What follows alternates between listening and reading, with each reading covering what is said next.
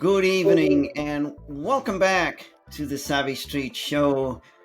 Today, again, we have someone special in the studio. His name is Robert Bidinotto. He is a best selling author, a big time, long time admirer of Ayn Rand, and a former editor in chief of the New Individualist, which magazine I think isn't there anymore. Welcome to the show, Robert. Thank you so much for the invitation. I really appreciate the opportunity to chat with you this evening. Thank you. You're welcome. Now let's start a little bit with your life journey. And you said it was influenced by Ayn Rand. Perhaps you can advise us how it came to pass. Well, it's a long story that I will try to keep short. Um, I was born and raised in Western Pennsylvania in a fairly rural area. As I often say, the biggest club in my high school was the Future Farmers of America. And in this kind of an environment, someone like myself, who was very much a book reader, had intellectual interests in interested in ideas, even very young.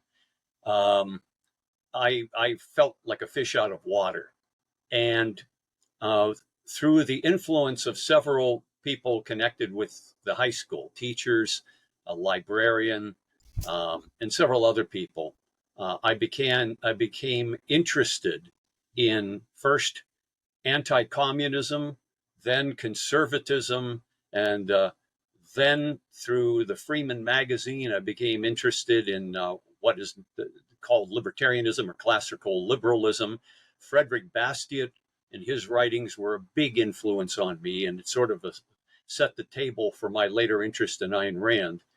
And as a young kid, I became politically interested and active in a group called Young Americans for Freedom, which was a big deal back then. And I encountered people from all kinds of outposts on the political right, including some people who called themselves objectivists. And I didn't know what that was.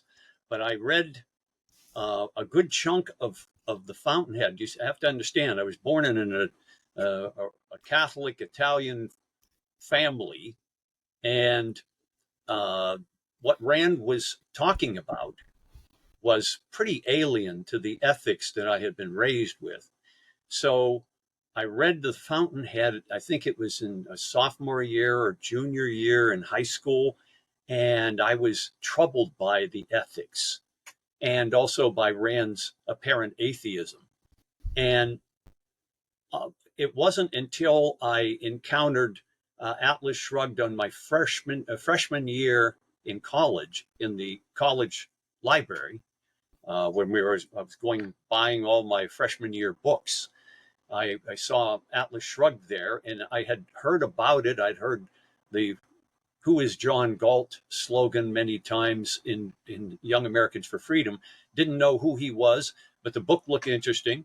I read it in the first few weeks of my freshman year in college, and I must say that Ayn Rand completely ruined my college career, because I became, instead of majoring, I was a major in economics and studying under a well-known uh, economist of the Austrian school, Dr. Hans Sennholz, who was a student of Ludwig von Mises.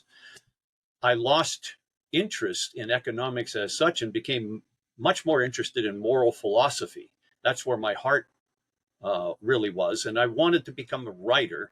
So I saw very little use for a degree in economics. And so after my junior year, I decided I didn't want to pursue economics anymore.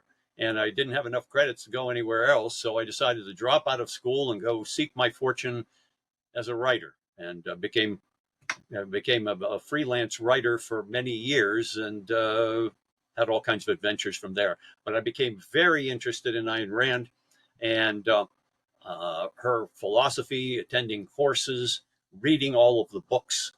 And at Grove City College, where I attended school, there was a wonderful group of young uh, underclassmen who were highly intellectual, and they represented just about every variety of people on the right you can think of. They were followers of Murray Rothbard. They were followers of a of a fellow and sort of an anarchist named Robert Lefebvre.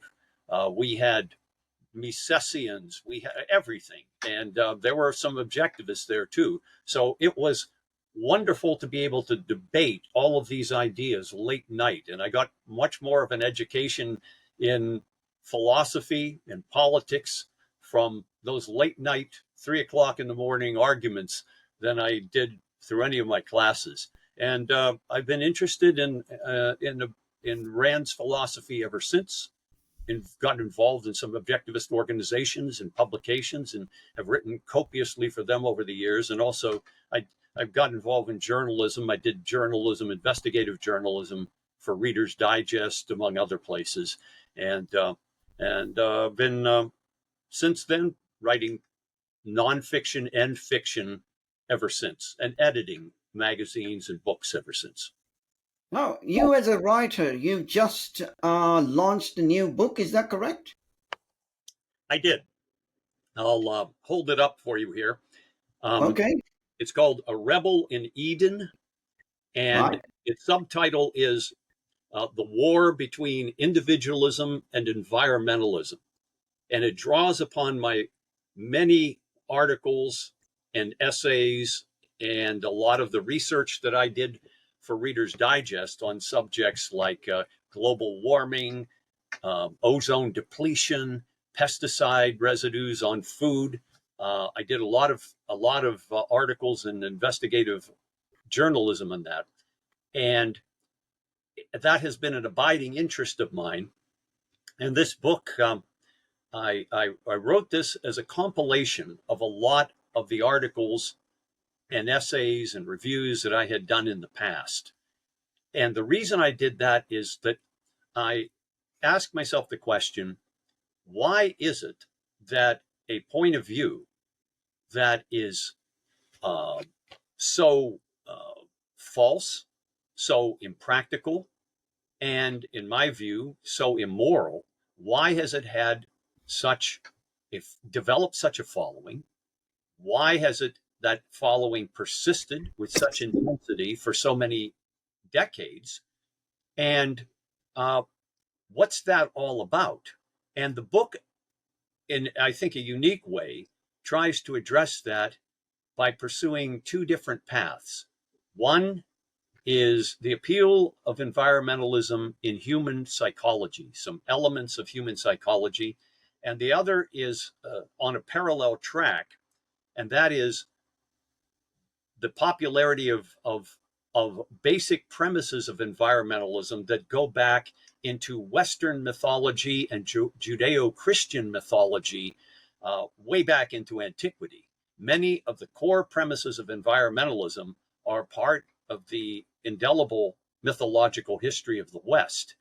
And I believe that the roots of environmentalism and the source of its popularity come from both of those sources, from aspects of human psychology, which we can go into a bit, and from this mythological legacy of the West, a mythological legacy that, in many little understood ways, has transported some some of the most radical principles of environmentalism into the 20th century, where they now blossom and flourish.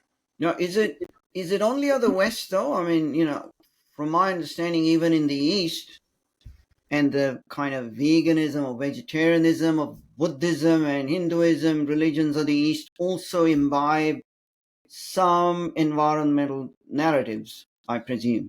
I believe that you're right. I know that, for example, there is a classical mythology about the myth of the ages, and it goes from the Golden Age, which was an era in the past, the distant past in the myth, an era of that is regarded as perfection, and the description of this perfection was an automatic existence for human beings. No risk, no effort. Um, the sun always shone. It was like the song Camelot, where the rain never fell till after sunset, and by 8 a.m. the fog will disappear.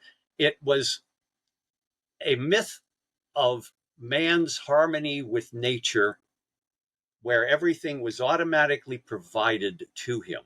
And that myth, you'll find it in Hindu mythology. You'll find it transculturally. That was the golden age, and it was in the distant past, which is very significant. And when we talk about the psychology, I'll go back to that. The distant past, and then what you have is a slow decline. You have a silver age, a bronze age, and then an iron age. And in classical mythology, such as the work of Ovid, the Roman writer, who developed that myth in a very detailed way, this Iron Age, which was he described as truly terrible. This was the immoral disintegration of human society and human culture. And that Iron Age has all of the elements in his description of contemporary capitalism. Private property, which is a horrible thing to him. The use and development of natural resources for the betterment of human beings, which he regarded as a desecration of nature. Many of the fundamental premises of environmentalism can be found in the work of the Greek writer Hesiod, and then in Ovid, developed even more explicitly, where this decline from this past era of perfection and nature, harmony with nature, an automatic primitive existence that was bucolic and idyllic, slowly declines. Man's corruption was the use of nature, which they regarded as the destruction of nature, the abuse of nature, and you get what was called a declensionist mythology of these slow progression into a decline of human society and civilization from its original state of perfection. And then when you get to the Judeo-Christian mythology from Genesis, chapter 2 of Genesis, we've got the Eden myth, which is astonishingly like the Golden Age myth, where, again, the Garden of Eden is a realm of perfection, where man does not have to use any effort or face any risks. Everything is automatically provided to him. He lives in direct harmony with nature. This is a parallel myth. And my final piece of evidence as to the influence of these myths and their role in the genesis of environmentalism, that comes back to Rachel Carson's 1962 book, Silent Spring, widely regarded as the seminal work of contemporary environmentalism, as the book that launched the environmentalist movement, the modern environmentalist movement. Everyone from Al Gore to all of the activists, they talk about the indelible role that book played in launching the environmentalist movement. Why? The very first chapter of the book is a parable in which Rachel Carson introduces Silent Spring with a story about a community, a wonderful community living in harmony with nature. Everything was idyllic, and everything was just perfect. It was a perfect pastoral, passive existence. And then chemicals came along, agricultural chemicals, and man started intervening with the environment through his crops and so on, and he used ag chemicals and pesticides and so on.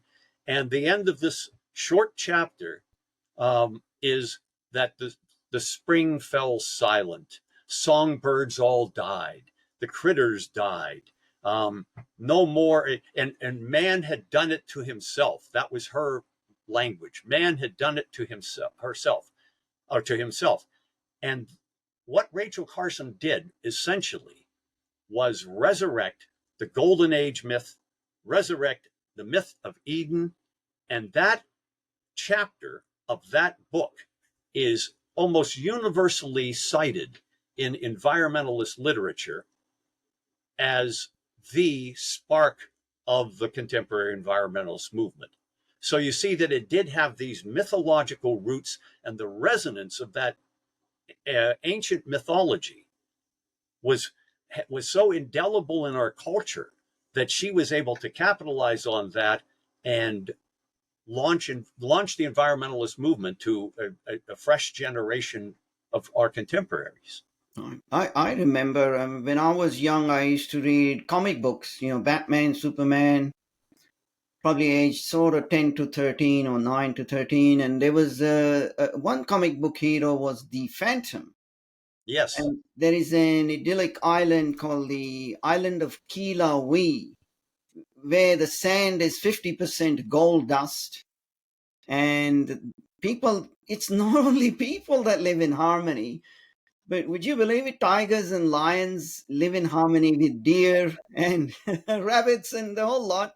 And nobody eats each other. They somehow, Yeah, somehow or another, they're oh, all. everybody survives. The lions and tigers survive on plant food, or I'm not sure what. So what is the power then behind these narratives and myths? Why should we be concerned that a myth is unreal or untrue? Well, I think that we find that people are attracted to many things that are untrue and even destructive. And I want to get back to that point in a little bit.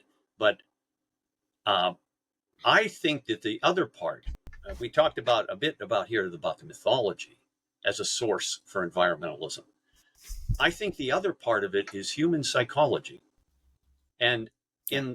in my book, A Rebel in Eden, uh, in chapter 2, I discuss the basis for what might be regarded as the analog, the personal analog of mythologies, of cultural mythology.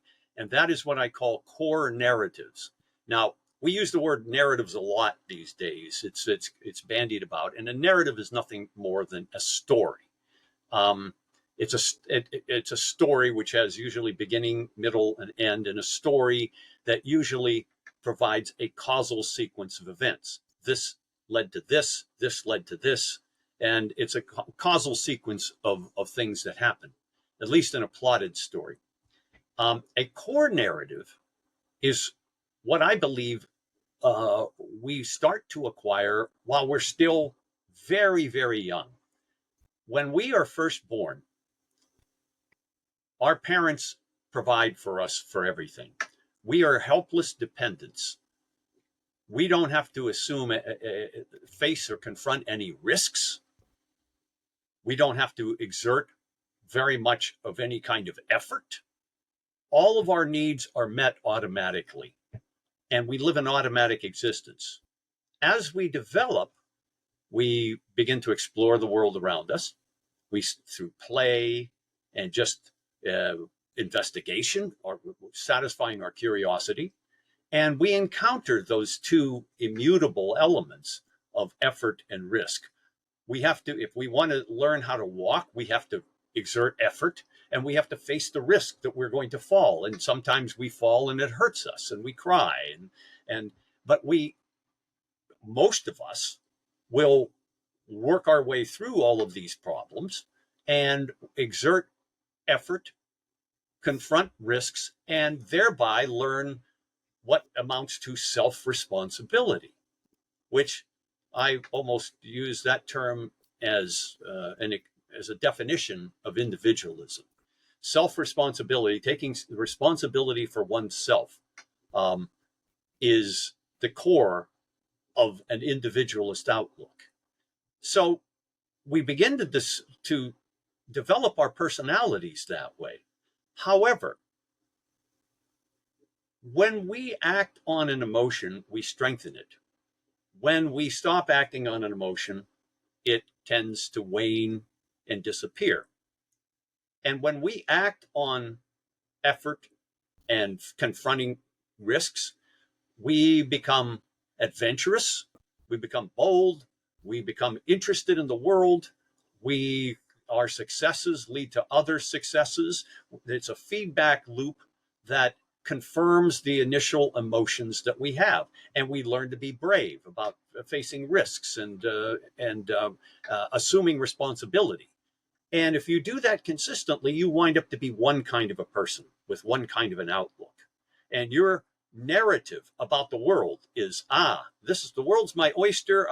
Even it's subverbal. We don't say these things aloud, but we have a story in which we are a protagonist. We are going to go out into the world and we're going to make something of ourselves and make something of our time on the planet. On the other hand, suppose we become trapped in fear. We fear risk and we start resenting effort, and we start feeding those emotions by succumbing to laziness and succumbing to fear. We're going to develop a very different outlook toward ourselves in our relationship to the world and to the society around us. And we're going to develop a very different narrative. We'll see ourselves as maybe passengers, spectators, even victims of circumstances around us. And we'll begin to develop a storyline in our head in which we cast ourselves in one of these kinds of roles. So we can develop a heroic role toward the world, or this crabbed, truncated view of our potential and what the world is all about. And the same thing goes for society. Are other people opportunities for us, or do we look forward to meeting new people and cooperating with them, or do we resent them? Do we fear them? Do we want to manipulate them? Do we think that they represent a kind of a shortcut? Can we be parasites on them? All of these things become part of a core narrative, which is very much akin to a lot of the mythology that you see in cultures. You look at Greek mythology and you see all of them, the range of human emotions, from envy to hatred and jealousy, rage, to all of the heroic kinds of emotions on full display. And we become, I believe, attracted to stories when we're very young that reflect our core emotions. We develop, we become attracted to them. You mentioned Batman and the Phantom and all those things. When I was a kid, a lonely kid in the middle of this farm country in Western Pennsylvania, I became enamored of Batman, the Lone Ranger. Who is the other one that I like? Zorro. I like All Zorro. right. All right. Yeah. And why? Because I saw a lot of evil in the world around me and a lot of malice, and I like these justice characters, the guys who are doing vigilante justice. And of course, then later on, I'm now writing vigilante justice thrillers like the book by Yeah. Book Hunter here. Yeah. Um, um, these worldviews turned into stories, I think they're pre-philosophical. And I also believe that as we develop these stories and cast ourselves in these roles, we later on become attracted to conscious philosophies and ideologies and religions that reflect that inner emotional and narrative uh, you might say that those narrative elements, that legacy of that in us. Yeah, yeah. I Let think me philosophy comes later, and it comes as almost a ratification of our worldview and those core narratives. let me just stop you 1 minute there. One of our common intellectual heroes, besides, well, the physical heroes, you got the Batman and the Zorro, but one of our common intellectual heroes is Ayn Rand. And I think she did identify this um, phenomenon, if you will, but she called it a sense of life rather than a core narrative, which is pre philosophical. And it has to be because you can't function without some kind of a guiding philosophy, whether it's religion or parents or somebody. Yes. By the time you can't function on nothing from age 4 till 14 or 2 till 14, 15. Then you start to grasp at, you know, formal philosophy. So the trouble I have with that kind of explanation that Rand also gave, she didn't say she was deterministic about the outcome, in that the sense of life always prevails and you are, like you said, attracted to those philosophies which confirm your sense of life. Now, even in Ayn Rand's fiction, there is no complete redemption. Even Hank Rearden is a good guy from the beginning. He just corrects some of his philosophical premises. Peter Keating doesn't change into a hard rock. Even Gail Wynan has regrets, pulls a gun to his head, but doesn't change. So this is a critical issue.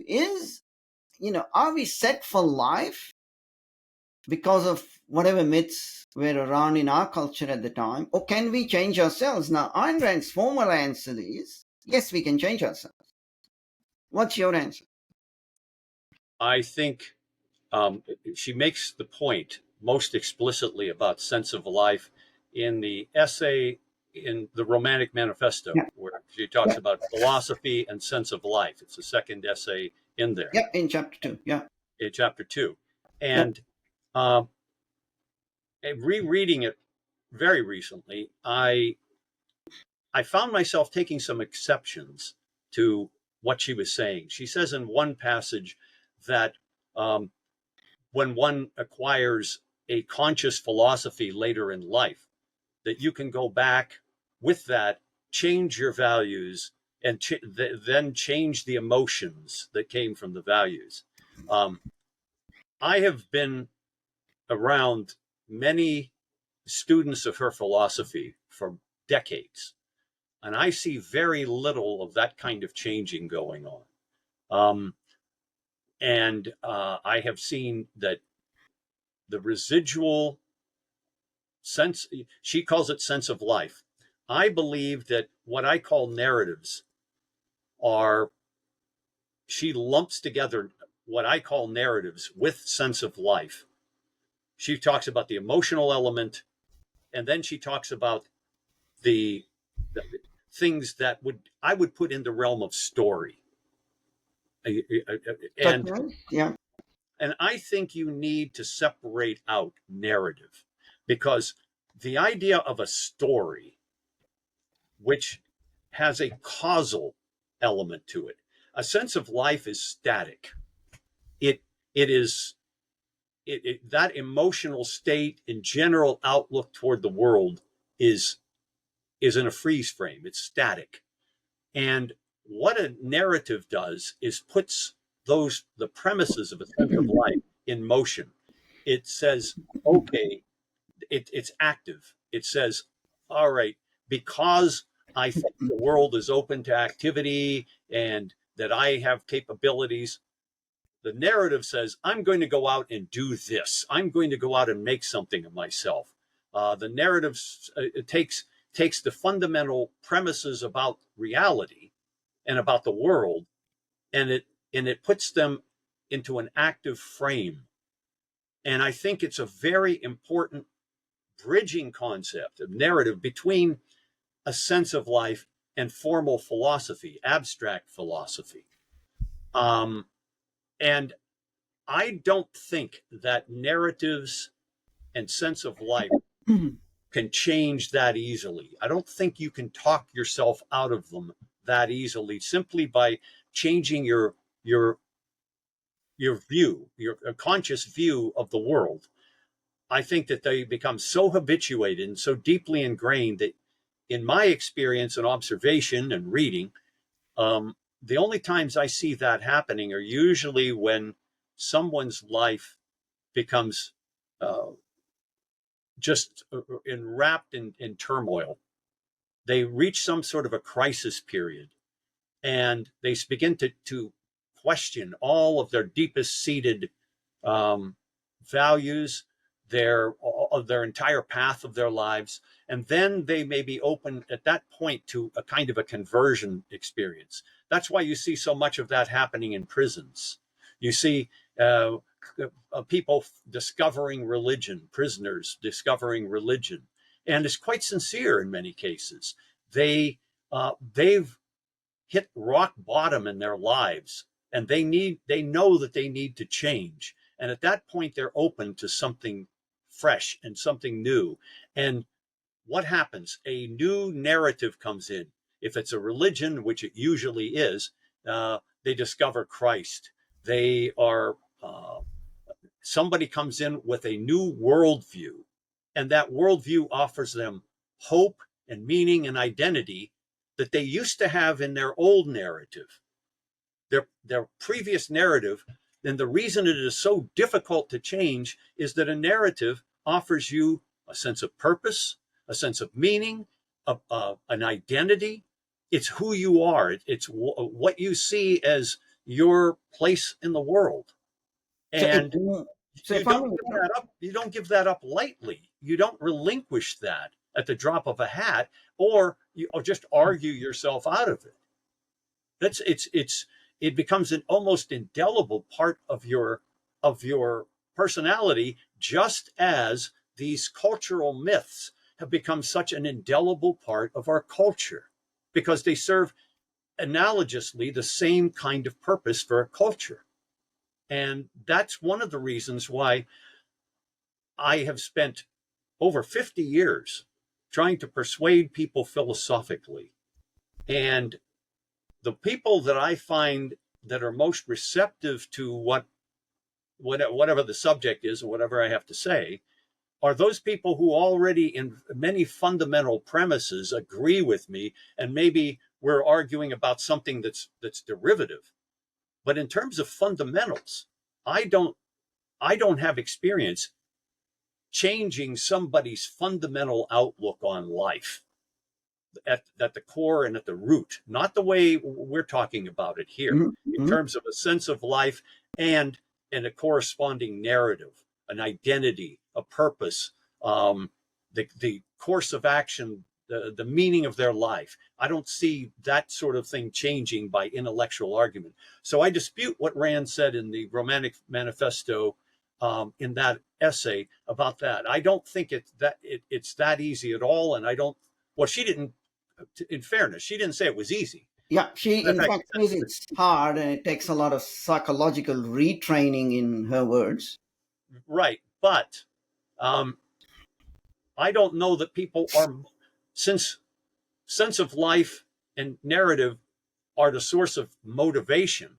What would motivate somebody to acquire a philosophy that says, let's jettison all of those old things? Or where would that motivation come from?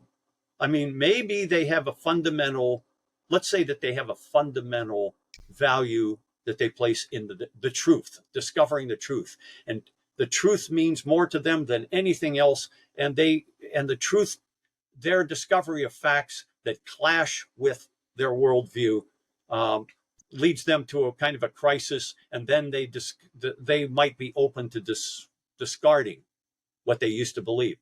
But I think that's really rare, and I Yeah, don't think it's an easy process at all, or a very common process.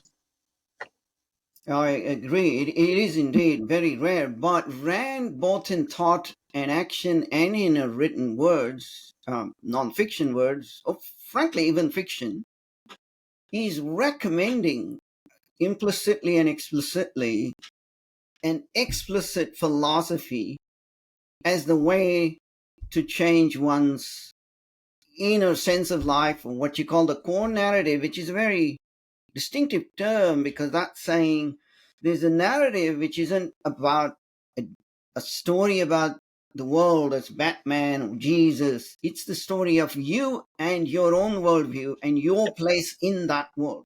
That's Yes. got to flip to the metaphysical can do attitude. Yes.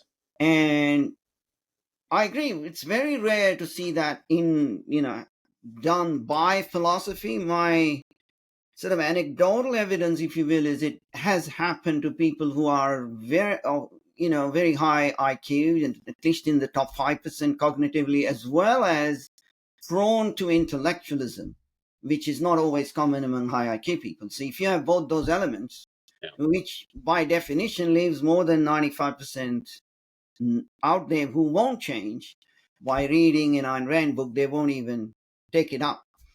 Right. So what do we do about all those people? What's the way you think they can be changed? Because we've had objectivists trying, as you said, for 50 years, trying to change people Right. with philosophy, and they haven't succeeded. Libertarians haven't succeeded. Conservatives maybe somewhat have succeeded with perhaps religious narratives. I'm not sure what their key weapon is these days. What's our way out to a better world? I think that when we talk about the importance of narratives, I think that the clue and the answer, or an answer, has to be looked at through that lens. And I think that we need Rand herself understood enough to say that about this, to say that we need a new art and to develop a new culture. And I believe that that's correct. We need a new compelling mythology, or the basis for a new compelling mythology. And that can only come through, I believe, the narrative arts.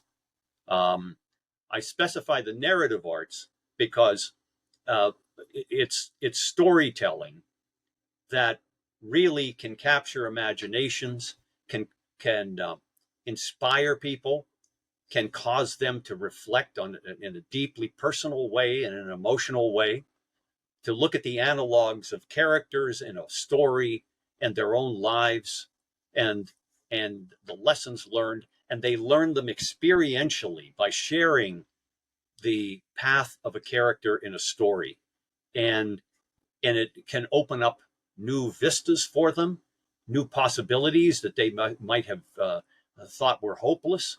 I really think that it's I won't say that and anybody should take up writing fiction for missionary reasons. Usually that winds up to be very bad writing. Um, if it becomes very propagandistic and didactic, and they're not real characters. But I think that people who have an inclination to want to tell stories, whether it's movies, TV shows, uh, novels, plays, acting, whatever, um, if they are interested in the narrative arts on a personal level, and they have the right attitude, the right sense of life, and personal core narrative, I think their values and their worldview will be reflected in the kind of writing they do. I know that in my novels, that is certainly the case. My view of justice, for example, which is core to all of my Dylan Hunter thriller series, is very similar to Rand's own view of justice. And my vigilante character is very much akin to her Ragnar character, Yeah, Ragnar yeah, yeah, Danishgold in Atlas yeah, Shrugged. yeah. Um, and and these kinds of things, when communicated, they can touch millions and millions of people. That first novel in my series, Hunter, uh, has a readership that far exceeds any of my nonfiction. And if you look at Rand herself, her fiction Like far and country miles away and more. Yeah, yeah. far and away exceeds the readership of her nonfiction. If you ask yourself a simple question, would anybody have known of Ayn Rand had she only written nonfiction? I think that the honest answer would have to be she would have been regarded maybe as a minor philosopher somewhere, but she would never have had the influence without the dramatization of her ideas through a storytelling. You and I are both fans of the same book, by the way, Vinay. That's the storytelling animal, or yeah, the storytelling Yeah, animal by Jonathan I Gottwald. have to thank you for that. You referred me to it, and then It, since then I have referred it in some other journal articles that I've written. it's a wonderful book, and it provides, I think, especially in the surprising footnotes in the back of it, a lot of the scholarship that supports many of the things that we're talking about here. The importance of story. The one thing that I read the article that you wrote recently about this, and I agree with all of it. And I would add one more thing to the list of the benefits that fiction provides to people, and that is, I think what fiction does is it provides also causal explanations of things. It's not just persuasion, but in early mythology, people in primitive tribes are trying to understand the world around them, and they dramatize their understanding of causality. Gods did it, spirits did it, and they develop very complex mythologies out of all of that, and hierarchies of gods and goddesses and demons and so forth that are operative in the world to explain natural phenomena. And what a story will do is, among many of the other things it does, one of the unrecognized things is it provides a causal sequence of events. It's clear in a mystery, it's clear in a romance, it's clear in a thriller, but generally speaking, even apart from genre literature, a story provides people an understanding of cause and effect in the world.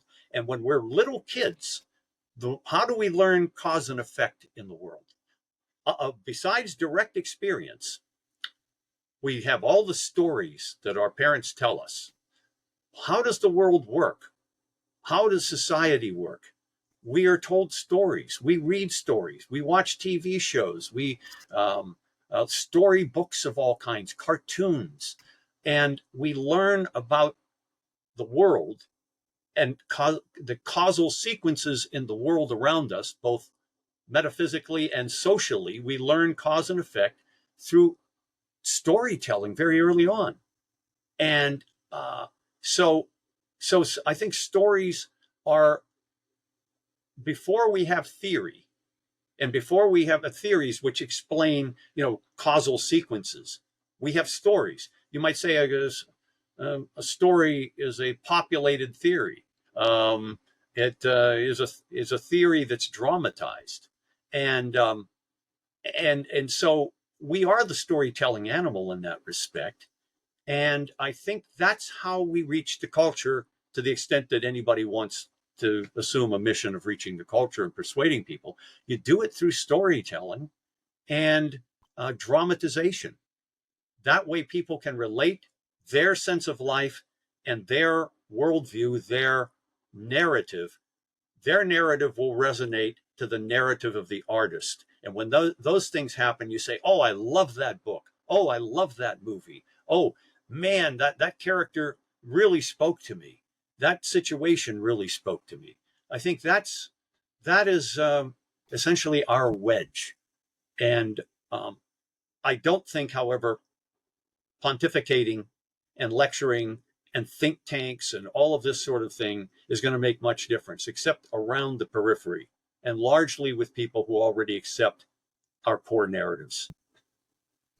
Well, I don't know about you, but I find myself taking 3 or 4 years to construct a novel. I kind of insist on having at least one character undergo a radical transformation.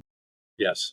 Uh, so, and it's, as you said, it's not for everyone, and it's every bit possible that whatever you write may not sell all that well, may not become the new Bible or Atlas Shrugged and so Right. on. So, what about the minor tweaks? Like, for instance, there are politicians who, some of them are given to adding a little narrative in their speeches, like Ronald Reagan, or you can think of some who just managed to motivate a lot more people. And Yes, he was referred to as the great communicator.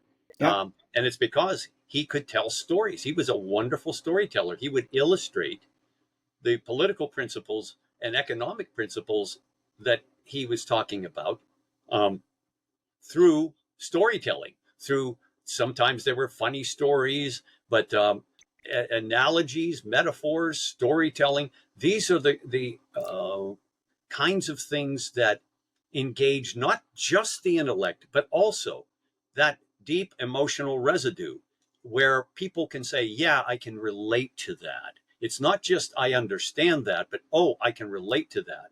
You give me somebody who is a good storyteller uh, versus somebody who has all the right ideas. And I'm afraid that the person who has all the right ideas is at a disadvantage because they can who ask yourself some questions like I mentioned Rand, her fiction versus her nonfiction. How about Karl Marx? How many people were influenced by Das Kapital versus the Communist Manifesto, which was his story of class conflict that was intended for the masses? It's by far the Communist Manifesto is what really set the communist movement in motion. And if you look at Ayn Rand herself, her own personality, Ayn Rand became Ayn Rand when she was reading stories. She was a romantic visionary from a very young age. And when she encountered this character in a French story named Cyrus, that character, by her own testimony, became a model for all of the hero characters that followed. And she later said that she needed to become a philosopher in order to explicate and objectify her understanding and to explain to people the meaning of her characters. But the characters came first. Her vision came first. Her love of these kinds of hero characters came first. And her philosophy was an adult creation. It was not a juvenile. She was not convinced of liking those kinds of hero characters because some philosopher came along and persuaded her to like those kinds of characters. No, she liked those kinds of characters first and then gravitated to a philosophy and identifying philosophical principles that would illuminate what those characters were all about. And I think that for most people, even um, bad people who are the type who, effort and risk and aversion for self responsibility, aversion toward it, those people gravitate naturally toward philosophies that rationalize that sort of thing. They identify with the bad guys. They identify with the losers, with the nihilists. How can we explain this fantasy that people have of pro Hamas and anti Israel uh, affiliations? I mean, to turn morality on its head when it's obvious that you have terrorists who are slaughtering innocent people, and yet they're getting the sympathy from a certain faction of society. Who are those people? And you see so many of them with purple hair and nose rings and living really alienated, socially alienated lives. Um, uh, just a funny example here. All this controversy about this actress Sydney Sweeney mhm. and her jeans commercial and how she did a play on words with I've got great jeans, and she's wearing these blue jeans, American Eagle blue jeans. I saw a video of some creature uh, a female creature, I believe, who was attacking Sydney Sweeney, and she was a homely lady with a nose ring and the purple hair and everything else like that, obviously not in the same physical league of beauty as this actress, and using Marxist and woke drivel to denounce her, saying that, oh, she's representing racism and all of that, when it's clear that this was envy.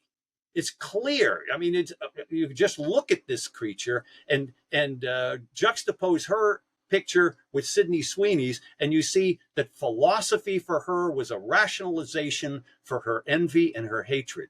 And you see it in Ayn Rand's own characters in her novels, like Ellsworth Toohey. You look at Ellsworth Toohey, he starts out as a small child, hating and resenting the boys that are more handsome and more popular and more athletic than he was, and he's malicious toward them. James Taggart, the same thing. They are later drawn to leftist philosophy as an excuse for their hatred and loathing and envy of those kinds of people. It's not that the philosophy convinced them to be envious people. The envy led them to the philosophies. And that's what I see is happening in the world. It's a gravitation from the emotion to the narrative, then to the philosophy, not the other way around. So that we're gone full circle now, and that's where I dispute what Rand had to say in Philosophy and Sense of Life, when she said that the conscious philosophy, you can change your premises and so forth, and reconstruct society and individuals based on just changing the philosophy. You know, we used to think back in the day when I first discovered Ayn Rand in the early 60s, or the late 60s. They were the story back then was, all we have to do was capture the philosophy departments of a certain number of universities and we would change the culture. Dream on. That it doesn't work that way. I don't think it works that way. Changing abstract premises is not the same thing as changing psychology, and it's a much more complicated route than that. It is indeed. There's one other thing I was going to touch upon is Rand's use of invective in her nonfiction and an extraordinary use of metaphors even in her nonfiction. It's just beyond parallel, actually. Uh, and is that another form for people who are not going to end up writing fiction? Is that another form is to sort of sprinkle kind of the right sort of metaphors, right sort of stories in their nonfiction writing and speech, like we said with Reagan, just bring them to the party with, well, what are you going to eat if, if Yes, you're going down that way where yeah, I'll you leave it. raise a good point. Metaphors are certainly a device where you're concretizing abstractions.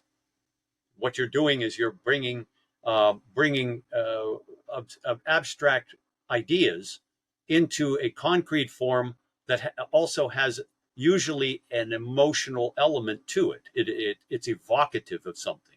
It connotes something emotionally. And yes, I believe that metaphors.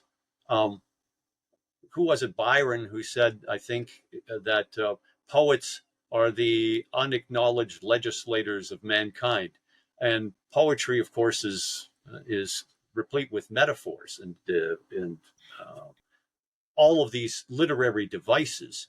So so yes, she does that in her nonfiction a great deal. She certainly doesn't write dry nonfiction.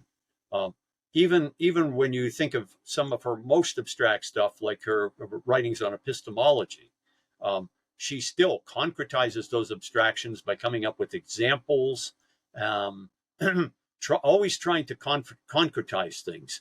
And she goes back and forth between the concrete and the abstract to make these things real to people. And that, of course, is part of the storytelling uh, skill and Skill set. craft. Yeah. So yes, you're right about that. Um, so, but but I do think. what we need, there are old movies that I can think of that, contrary to environmentalism and what it pushes, um, that extol the heroic developer, you might say. The Right. I would love to see more fiction that romanticizes inventors, uh, business people, uh, entrepreneurs, people who, we say the pioneers. The pioneers were part of our mythology, the rugged individualist mythology of American culture. But beyond that, the people who, there's I'm just reminded of my absolutely favorite folk song of all time is by Gordon Lightfoot. It's called the Canadian Railroad Trilogy. And I commend that to anybody who wants to understand the power of mythology and storytelling. He romanticizes the building of the Canadian Railroad and in the 19th century. And the lyrics, the whole thing is just beautifully done, beautifully sung, beautifully written. But there was a time in this fair land when the railroad did not run, when the wild, majestic mountains stood alone against the sun, and long before the white man and long before the wheel, when the green dark forest was too silent to be real. And then he goes into talking about the railmen, the railroad men who built the railroad, laying down the track, and the whole song, which goes on for quite a long period of time. It ends with, on the mountaintops we stand, all the world at our command. We have opened up the soil with our teardrops and our toil. Where are you going to get in contemporary music or fiction that sense of life, that sense of spirit? It is a romanticization of.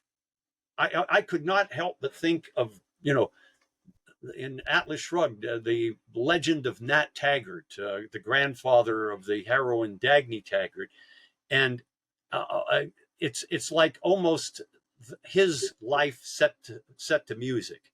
And what we need is a whole lot more of that sort of things in song, in poetry, in plays, in novels, in movies, TV shows, where creators, producers are romanticized. Rand, she gave us only a few novels, and that's not enough. I mean, you can't change a whole culture just based on a few stories. You need a constant replenishment of those kinds of stories and those kinds of narratives. Okay. Coming back to you, where can people find you and your work?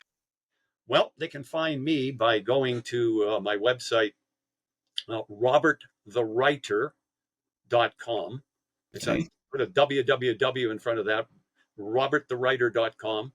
My fiction can be found on Amazon. You just type in my name and you'll find my books there, including my fiction. Or you can look up my fiction website where I go into my own ideas about fiction writing, and there's a whole lot there, including a lot of background information about my novels, and that is um, hunterthrillers.com, based on the character Dylan Hunter, who's the hero of my stories.